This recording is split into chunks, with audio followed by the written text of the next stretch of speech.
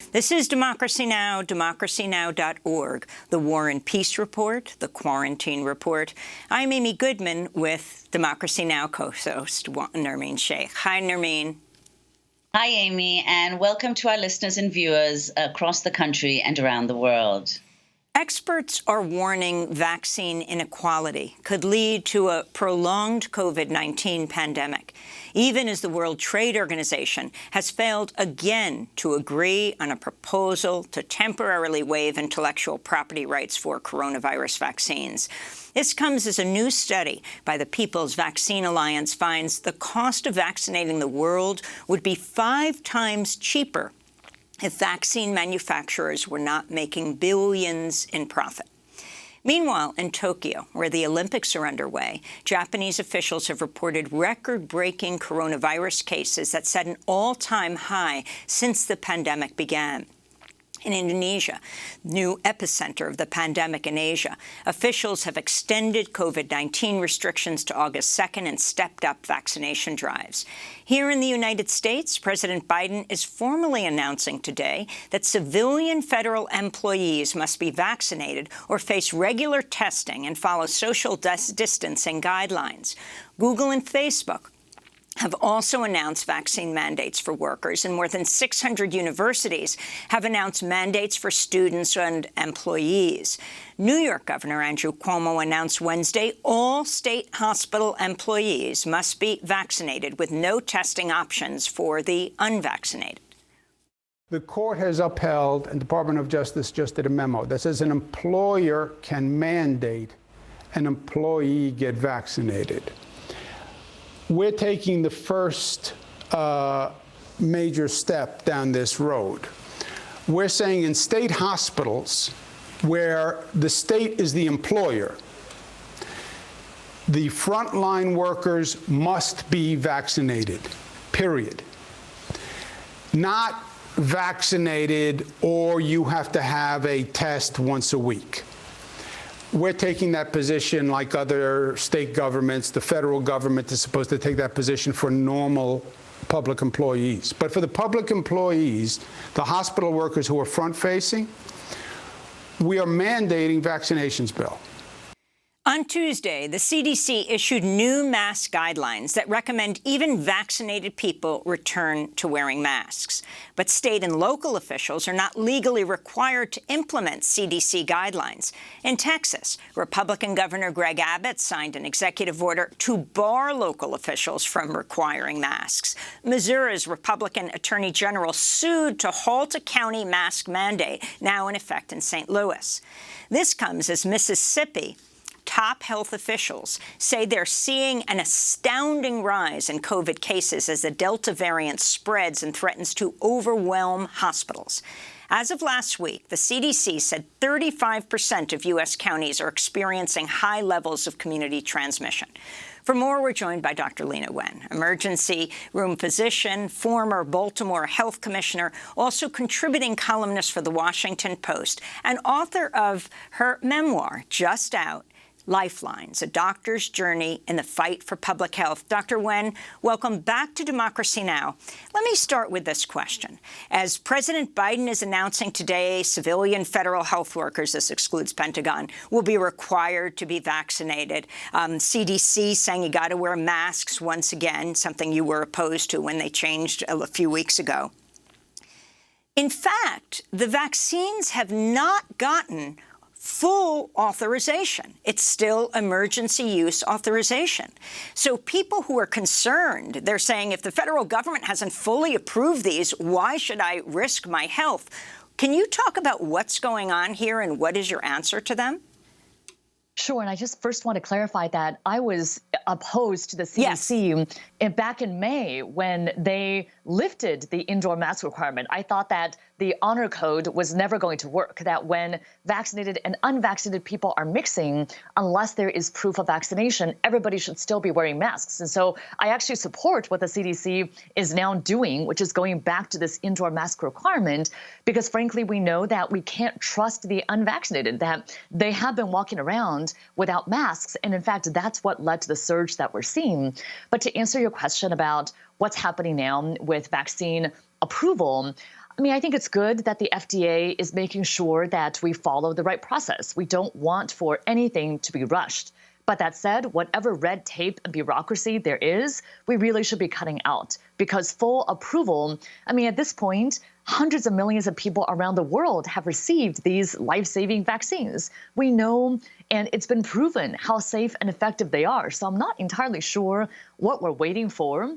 I do know that having full approval will really pave the way for a lot more employers and schools and other institutions to implement vaccine mandates, which I strongly believe is what we need at this point. So I very much support what the Biden administration is doing with the federal government, with federal employees, saying that at this point we are in the middle of a national and international public health emergency. You have a right to stay unvaccinated if you want to. But if you want to be in public spaces, if you want to now be coming to work and be around other individuals, you don't have a right to infect others with a potentially deadly disease. So the idea of either testing or proving that you're vaccinated, I think, is exactly the right one. And FDA approval in the near future, I hope, will be coming as well. Well, Dr. Wen, I mean, one of the things that many people have been surprised by all over the world is that despite the fact that these vaccines have been available to Americans for several months now, only 50% of Americans are fully vaccinated. It's a huge issue because, as you point out, now, especially with the spread of the Delta variant, there have also been numerous incentives offered to Americans to take the vaccine, even as, you know, around the world, people are desperate for the same vaccine. What do you think can be done, apart from, of course, the FDA granting full approval?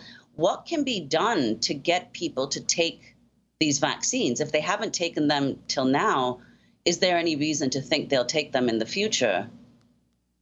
It's a really good point that you're making about American exceptionalism, which is that there are people around the world who are even healthcare workers or vulnerable older individuals who are so desperate to get the vaccine. And frankly, some people are going to die because they don't have access to the vaccine.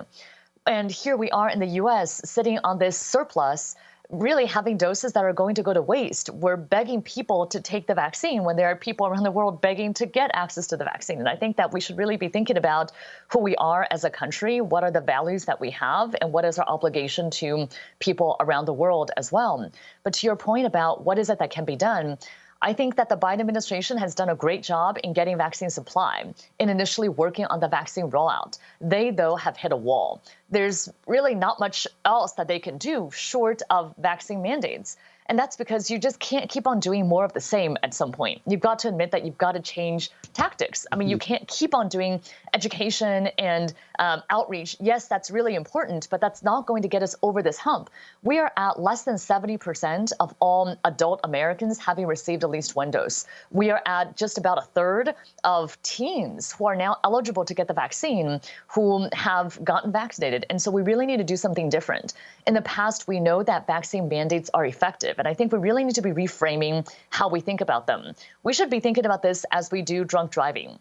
You have a right, if you want to be intoxicated in your home or in some other setting at a bar, let's say, but you do not have the right to be intoxicated and then get behind the wheel of a car in a way that you could potentially endanger other people. And so I think that the vaccine mandate concept is going to be increasingly important because, for example, I have 2 unvaccinated young kids.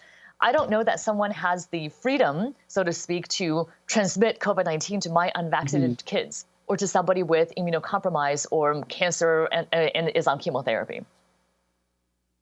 Dr. Wen, I wanted to ask whether you think this has had any impact on people's hesitancy or outright refusal to take the vaccine, that initially there were widespread reports that so-called healthcare workers were refusing the vaccine. Now the American Medical Association has said that 96% of physicians are fully vaccinated.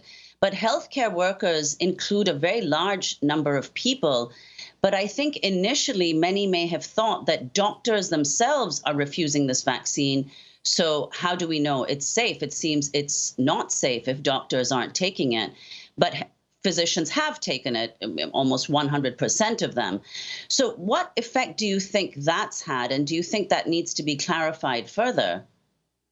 That's a really interesting point. And I think you're right that at the very beginning, we were hearing a lot of reports of healthcare workers writ large, not physicians. I mean, perhaps there were some physicians who at the beginning said, okay, I don't want to be in the first week of getting the vaccine, but you'd be very hard pressed to find any physician in the US now who's not fully vaccinated and who isn't extremely enthusiastic about recommending it to our patients and to all of our family members.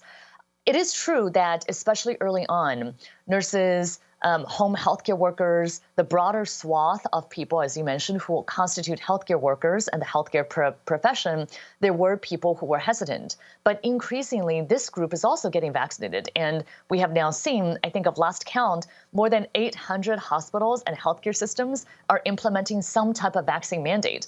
Because this is not new to us as healthcare workers. We are routinely required, every year we have to get the flu vaccine. We're required to have our MMR vaccines and our hepatitis vaccines, because it would just be irresponsible for us to pass on diseases to our patients, some of whom are among the most vulnerable. I mean, we have an obligation to care for our patients.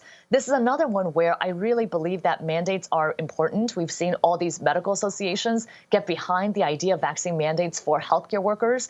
And I think as more healthcare workers are vaccinated, it's also important that we recognize that we are in a trusted position in our communities and begin to tell our friends and relatives and colleagues in the community writ large about the importance of vaccination.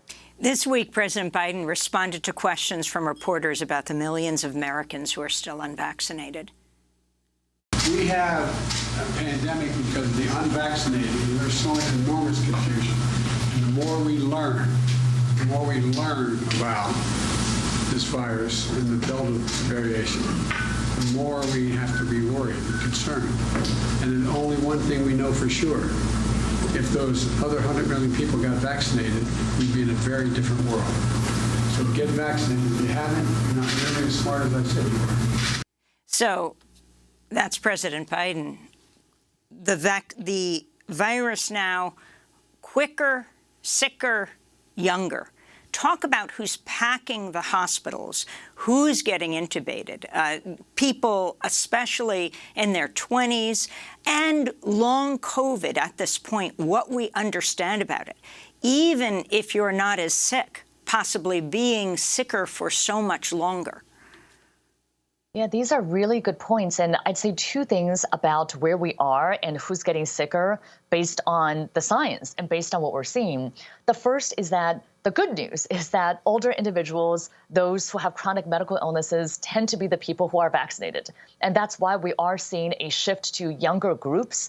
But it's young people. I mean, we're talking about people in their 30s and 40s who are becoming so ill that they're dying and leaving behind their young children and families as orphans. We're talking about people in their 20s who may think that they are invincible. But exactly to your point, that they're really not. I mean, they are also getting ill. And even if they recover and leave the hospital, what ends up happening is that they have these long-haul COVID symptoms. I mean, I've seen patients, for example, who even months after they get relatively mild symptoms, they're still so short of breath that they have trouble walking just a couple of blocks.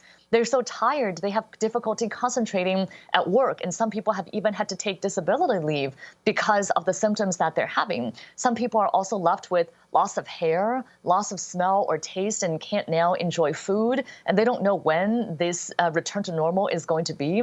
And so long COVID is a real problem. I think something else that you mentioned about the younger, quicker, sicker, I think is a really good point, that with the Delta variant that we now have, we know that a person infected with the Delta variant carries 1,000 times the viral load than someone infected with the previous variants. And what that means is that that person can transmit a lot more virus.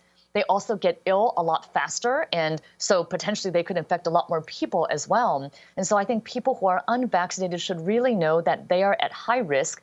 And also that this is not just, I mean, I agree with everything, the clip that you played from President Biden, but this is not just a pandemic of the unvaccinated. This is also spilling over to the vaccinated. And those who are vaccinated, we now know, based on the CDC, they are now able, but with the Delta variant, because they carry so much more virus, they could transmit it to their unvaccinated family members. And so I, for example, even though I'm fully vaccinated, my children are not because they're too young to be vaccinated. So I need to be now careful for my children because of all the unvaccinated people around us. Many countries have been unable to secure enough vaccines for their populations, and children and students in the United States and around the world have had their education disrupted for more than a year and a half. This is James Elder of the United Nations Children's Fund speaking at a press briefing in Geneva yesterday. More than 600 million children who aren't on an academic break remain affected by school closures, 600 million. Schools need to open as soon as possible. Reopening schools cannot wait for all teachers and students to be vaccinated. Governments at a time of great fiscal stress need to protect those education budgets. We need to find new ways to try and those children who were never in school to get them back in amid COVID. So if you could talk about this issue of having vaccine accessibility around the world, and at the same time you have Pfizer in the United States saying people should get a third booster. They say they have evidence that it increases your ability to deal with the variant by something like 5 times. And if you're older, far more than that. And you have companies like Pfizer making record profits while, yesterday Tanzania got their first vaccines. And they're lucky. Some countries haven't gotten any. Yeah, I mean, I think that this is a really tricky issue. Of course, global vaccine equity is a priority. As people have said, if we don't share the vaccine with the world, the virus is going to share the world. I mean, we are going to get new variants that develop that then impact us here as well. So it's a humanitarian issue, but it's also a self-interest issue for us to share the vaccine and to figure out a better way of manufacturing the vaccine, scaling up production around the world. I think this question of the booster shot, this is why we have federal regulatory agencies. This is the way it's supposed to work, that the company produces data, they submit the data to the FDA and CDC, they then review the data and decide, are booster shots needed at this time? Probably we're going to find that the booster is necessary for some people. For example, those who are severely immunocompromised, maybe older individuals with chronic medical illnesses. But that is the way that this process is supposed to work. I will go back to something you mentioned about children. You know, I just came out with my new book, Lifelines, and I talk a lot in the book about how we as a country have really failed our children here. I mean, we have consistently failed our children by not investing in early childhood education and providing childcare and so forth. But during the pandemic, we also prioritized opening bars and not schools. We also failed to invest in ventilation and other changes that could have allowed our schools to reopen safely much sooner. And I think that we are now making the same mistake. I mean, there are governors, for example, that have outlawed or banned school districts from even requiring masks come the fall. And I really worry that we are just not prioritizing our children, their learning and their health once again.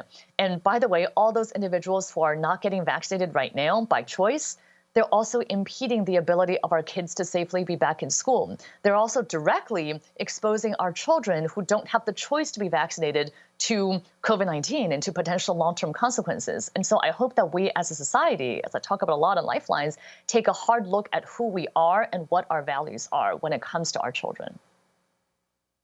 Dr. Wen, we're just going to get into your book, but could you talk about this? You've mentioned your children now, and many people are concerned. When is the vaccine likely to be available to them? And then in your book, you speak at length about how the lack of access to public health impacts children potentially for the rest of their lives. The absence of public health, poverty, and other issues have a huge impact, not just in the moment on children, but potentially for their whole lives. Right. With regard to FDA authorization, I would hope that for the 6 to 11-year-old group that we'll have vaccines sometime this fall, probably late fall. For the younger group, 3 to 5, maybe by winter. My hope is by this winter, and for the even younger group, 6 months to 2 years, probably at the beginning of 2022. Now, I talk in Lifelines about my own story. I talk a lot about the whole main portion of the book is talking about my experience leading Baltimore's health department and the programs that we led, for example, Be More for Healthy Babies, that as a result of home visitation programs and partnerships across our city, we were able to reduce infant mortality by 38% in a 7-year period, and also close the gap between Black and white infant mortality by over 50%. But I saw growing up as an immigrant about how people go without access to care, and how in this country we do not treat healthcare as a fundamental human right, as the human right that it really is. I mean, I think about 10 years old when a neighbor child, who was our neighbor and I knew well, he had a severe asthma attack. And his grandmother was too afraid to call for help because the family was undocumented. And she was afraid that their family would be deported and face immigration trouble if she called for help. And so she didn't. And as a result, this boy died in front of me from an asthma attack.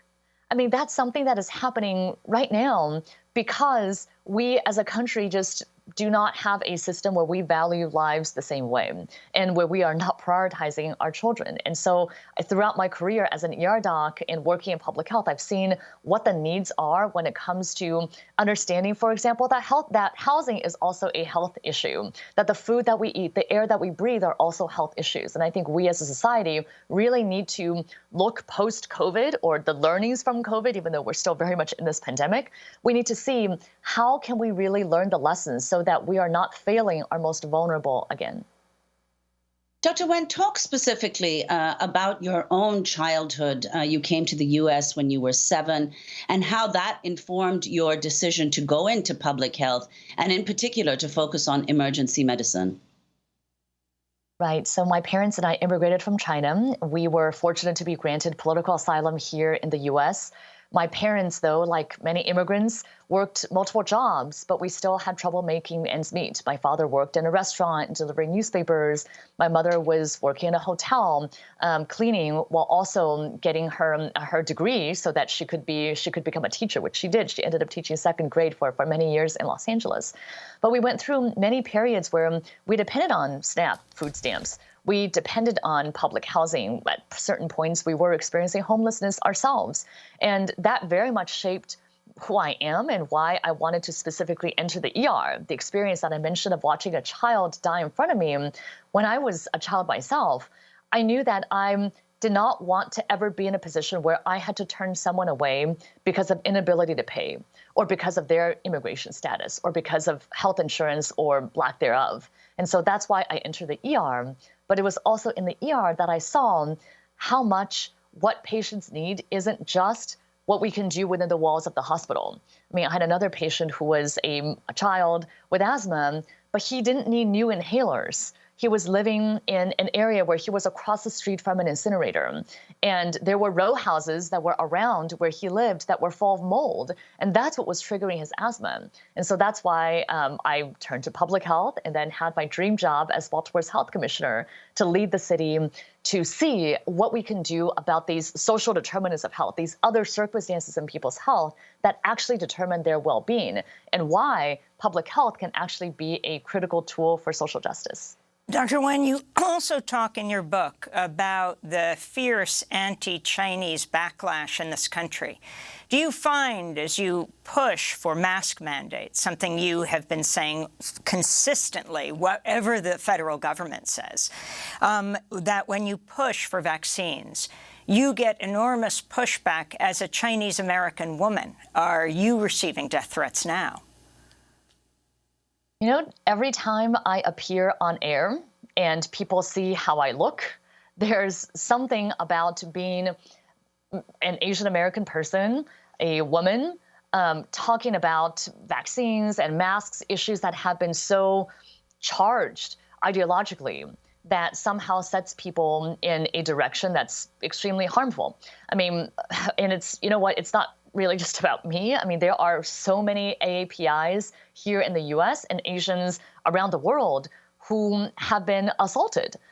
who have been spat upon and blamed directly for the coronavirus. There have been shop owners whose shops have been destroyed and burned to the ground because people blame them for the virus. I mean, there is a real consequence to the words that people use. When our former president, for example, and other allies used words like the Kung flu or the China virus, there was this insinuation that somehow people of Asian descent are to be blamed for this global pandemic that's killed so many people. And then understandably, some people then take out their anger, understandable anger and frustration, but they take it out on people who look like me. And this is a major problem that obviously we need everyone to help us to stop anti-AAPI hate, to start using the correct language, because language in this case really matters. And I think we also need to take a stand when we're talking about, for example, the lab leak theory, which is obviously the origin of coronavirus, something we need to investigate. But we need to be investigating this in a scientific way, not putting this into the political sphere, because when we do, when we make these issues partisan, there is a direct consequence on anti-Asian hate, assault, and violence.